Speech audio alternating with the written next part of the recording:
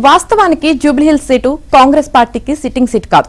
వరుసగా 2014, 2018, 2023 ఎన్నికల్లో కాంగ్రెస్ కు ఇక్కడి నుంచి ప్రాతినిధ్యం దక్కలేదు.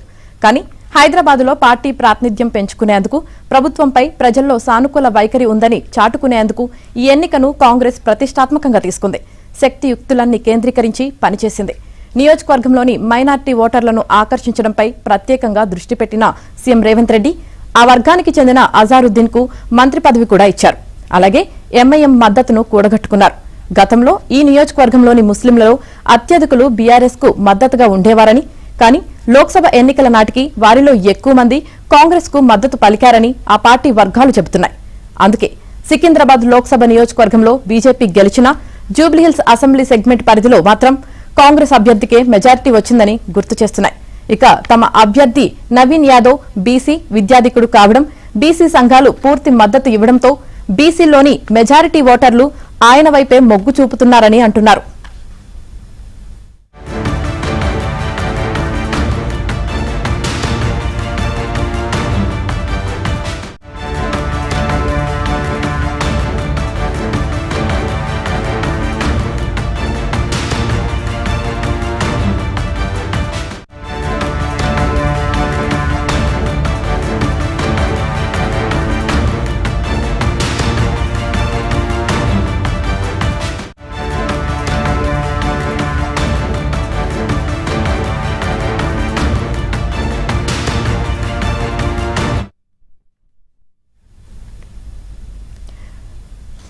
తెలంగాణలో రాజకీయ పార్టీలన్నీ ప్రతిష్టాత్మకంగా భావిస్తున్న జూబ్లీహిల్స్ ఉప ఎన్నిక పోలింగ్ కు సర్వం సిద్దమైంది. అయితే ఎంత శాతం మేర పోలింగ్ నమోదవుతుంది అన్నది ఆసక్తికరంగా మారింది. ఇక దీనికి సంబంధించి పూర్తి సమాచారం తెలియజేయడానికి మా ప్రతినిధులు మణికంఠ అలాగే నవీన్ కూడా సిద్ధంగా ఉన్నారు. మణికంఠ, ముందుగా మీరు చెప్పండి. అత్యంత ప్రతిష్టాత్మకంగా చూస్తున్న జూబ్లీహిల్స్ ఉప ఎన్నికకు నేడు పోలింగ్ అయితే జరగనుంది. ఇప్పటికే ఎన్నికల అధికారులు పూర్తి ఏర్పాట్లు చేశారు. ప్రస్తుతం మధురానగర్ పోలింగ్ స్టేషన్ వద్ద, పోలింగ్ స్టేషన్ నెంబర్ 276 వద్ద అయితే ఉన్నాం. ప్రస్తుతం చూసుకోవచ్చు మనం, ఇప్పటికే అధికారులు చేరుకున్నారు. అలాగే నిన్ననే ఎన్నికలకు సంబంధించి సామగ్రిని కూడా తరలించారు. ప్రస్తుతం చూసుకోవచ్చు సివిల్ పోలీసులతో పాటు కేంద్ర బలగాలకు సంబంధించిన పోలీసులు ప్రస్తుతం విధులు అయితే నిర్వహిస్తూ ఉన్నారు.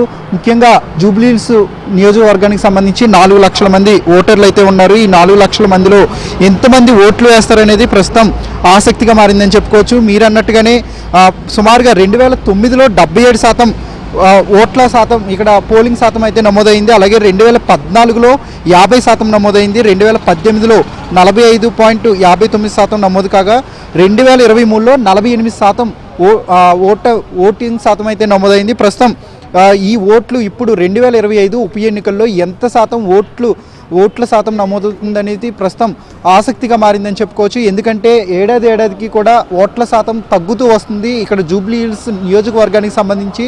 సో అధికారులు కూడా ఉప ఎన్నికల నోటిఫికేషన్ రిలీజ్ కాగానే ప్రజలందరికీ చైతన్యం రప్పించారు. అలాగే ఓటు హక్కు సద్వినియోగం చేసుకోవాలి, ఖచ్చితంగా ఓటింగ్ జరిగే రోజు సెలవు కూడా ప్రకటించడంతో ప్రతి ఒక్కరూ వచ్చి బాధ్యతగా ఓటేయాలంటూ ఇప్పటికే అధికారులు కూడా ప్రకటనలు కూడా చేశారు ఎన్నికల అధికారులు. ప్రస్తుతం గతంలో అంటే 2023లో 48% ఓటింగ్ నమోదు కాగా ఆ సమయంలో 3,75,000 ఓటర్లు నియోజకవర్గంలో ఉండగా కేవలం 1,83,312 మంది మాత్రమే ఓట్లు అయితే వేశారు. ప్రస్తుతం ఇప్పుడు 4 లక్షల మంది ఓటర్లు ఉన్నారు. ఎంతమంది ఓట్లు వేస్తారనేది ప్రస్తుతం ఆసక్తిగా మారింది. అటు రాజకీయ నాయకుల్లో కూడా కొంత ఆందోళన కూడా కనిపిస్తుంది. ఎందుకంటే జూబ్లీహిల్స్ ఉప ఎన్నికలను చాలా ప్రతిష్టాత్మకంగా తీసుకున్నారు. ఎన్నికల అధికారులతో కావచ్చు, లేదంటే అటు అధికారంలో ఉన్న కాంగ్రెస్ పార్టీ, ప్రతిపక్షంలో ఉన్న బీఆర్ఎస్ పార్టీ, బీజేపీ పార్టీలు కూడా జూబ్లీహిల్స్ ఉప ఎన్నిక మొత్తం ఎలా అయినా గెలవాలి అనే ఉద్దేశంతో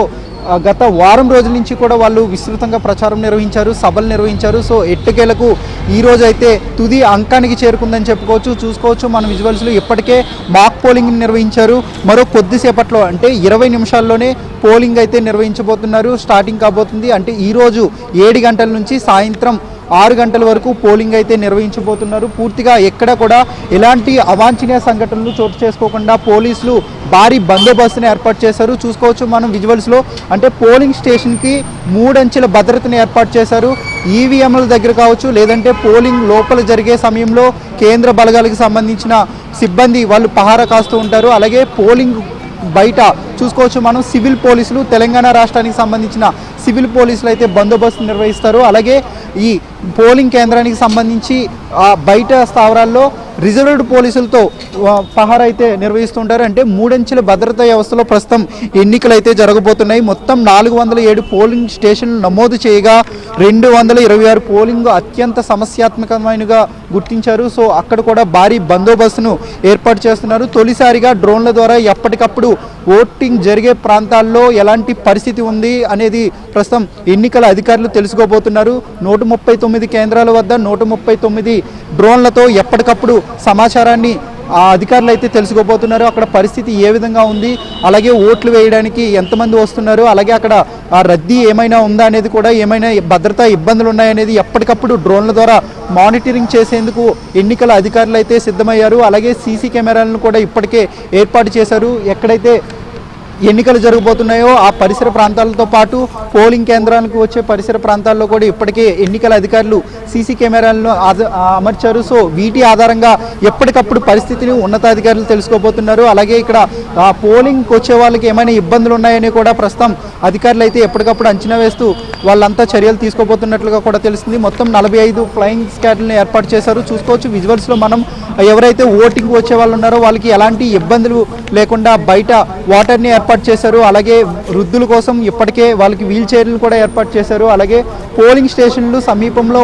ఉన్నాయని తెలుసుకోవడానికి అధికారులు ఇటు నియోజకవర్గంలో ఉన్న ఓటర్లందరికీ కూడా వాళ్ళు ఎక్కడ ఎంత దూరంలో ఓటు కేంద్రం ఉందని కూడా వాళ్ళకి విస్తృతంగా ఇప్పటికే తెలిసిన నేపథ్యంలో మరికొద్దిసేపట్లో అధికారులు ఎవరైతే ఓటర్లు ఉంటారో వాళ్ళంతా ఓటు హక్కును వినియోగించుకొని ఉన్నారు. ఈ ఏడాది ఇప్పుడు ప్రస్తుతం అంటే జూబ్లీ హిల్స్ ఉప ఎన్నికకు సంబంధించి 58 మంది అభ్యర్థులు పోటీలో ఉన్నారు. ముఖ్యంగా ప్రధానంగా 2 పార్టీలు అయితే పోటీలో ఎక్కువగా ఉన్నాయి. ప్రస్తుతం బీఆర్ఎస్ నుంచి మాగంటి సునీత, అలాగే కాంగ్రెస్ నుంచి నవీన్ యాదవ్, అలాగే బీజేపీ నుంచి లంకల దీపక్ రెడ్డి. సో ఈ 3 అభ్యర్థుల మధ్య ఎక్కువగా పోటీ ఉన్నట్లుగా కూడా తెలుస్తుంది. మరి జూబ్లీ హిల్స్ నియోజకవర్గ ప్రజలు ఎటువైపు నిలుస్తారు, ఎవరిని గెలిపిస్తారనేది ప్రస్తుతం నేడు ఓట్లలో తేలనుంది. ప్రస్తుతం అధికారులు కూడా చూసుకోవచ్చు అన్ని విధాలా కూడా ఎక్కడికక్కడ చాలా బందోబస్తు నిర్వహిస్తూ ఉన్నారు. అలాగే భద్రతా పరంగా ఎలాంటి లోపాలు జరగకుండా, ఎలాంటి సమస్యలు తలెత్తకుండా అన్ని విధాలా సివిల్ పోలీసులతో పాటు కేంద్ర బలగాలకు సంబంధించిన పోలీసులు ప్రస్తుతం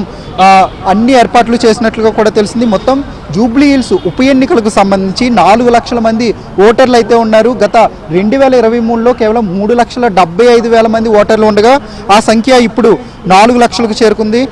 పురుష ఓటర్లు 2,08,561 మంది ఉండగా మహిళలు అయితే 1,92,779 మంది ఉన్నారు. అలాగే ఇతరులు 25 మంది ఉన్నారు. సో ఓవరాల్గా 4,01,365 మంది ఓటర్లు ప్రస్తుతం ఈరోజు ఎన్నికల ఓటును వినియోగించుకున్నారు. ఇప్పటికే అన్ని పోలింగ్ స్టేషన్ల వద్ద అంటే సుమారుగా 407 పోలీస్ స్టేషన్లు ఏర్పాటు చేశారు. అన్ని చోట్ల ఎక్కడ ఎలాంటి అవాంఛనీయ సంఘటనలు చోటు చేసుకోకుండా ప్రస్తుతం జూబ్లీ హిల్స్ నియోజకవర్గానికి సంబంధించి ఎవరైతే స్థానికేతరులు ఇతర ప్రాంతాల నుంచి వచ్చిన వారు ఉంటారో వాళ్ళందరినీ కూడా ఇప్పటికే పంపించి వేశారు అధికారులు. పోలీసులు కూడా ఎప్పటికప్పుడు గస్తీ నిర్వహిస్తూ ఉన్నారు. ఎందుకంటే సమస్యాత్మక కేంద్రాలు ఉన్నాయి. అలాగే జూబ్లీ హిల్స్ ఉప ఎన్నికలను చాలా ప్రతిష్టాత్మకంగా ప్రభుత్వం తీసుకుంది, అలాగే ప్రతిపక్ష పార్టీ కూడా తీసుకుంది.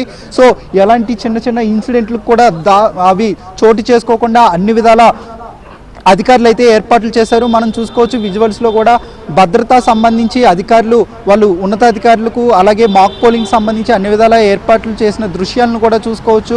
ఎక్కడ కూడా అంటే ఇటు కేంద్ర ఎన్నికల సంఘం కావచ్చు, అలాగే రాష్ట్రానికి సంబంధించిన పోలీసులు కావచ్చు, అందరూ కూడా సమన్వయం చేసుకుంటూ ప్రస్తుతం ఎన్నికలను అయితే నిర్వహించబోతున్నారు. అలాగే ఇప్పటి వరకు ఈ ఎన్నికలకు సంబంధించి 3,50,00,000 రూపాయలను అయితే పోలీసులు స్వాధీనం చేసుకున్నారు. అలాగే ఇప్పటికే ఎన్నికలకు సంబంధించి 103 బ్యాలెట్ ఓట్లు అయితే పోలయ్యాయి. మరికొద్ది సేపట్లోనే అంటే 15 నిమిషాల్లోనే ఎన్నికలు అయితే ఓటింగ్ అయితే ప్రారంభం కానుంది. ఇప్పటికే ఓట్లు వేసేందుకు ఓటింగ్ సెంటర్కి అయితే తరలి